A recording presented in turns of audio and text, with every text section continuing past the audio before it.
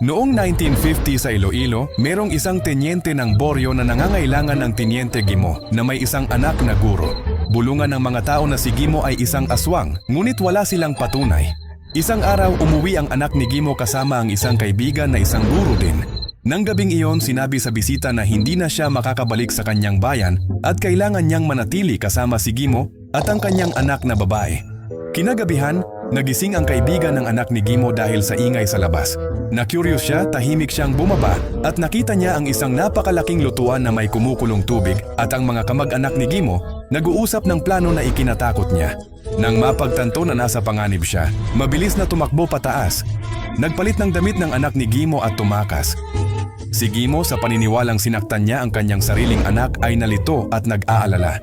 Nakahanap ng tulong ang guro at iniulat ang nangyari sa police station. Inimbestigahan nila ang kanyang kwento at nakumpirma na ito ay totoo. Kinaumagahan, ipinarada si Tenyente Gimo sa buong bayan at nalaman ng lahat na siya nga ay isang aswang na naging pagbabago kung paano nila tiningnan ang kanilang pinuno noon.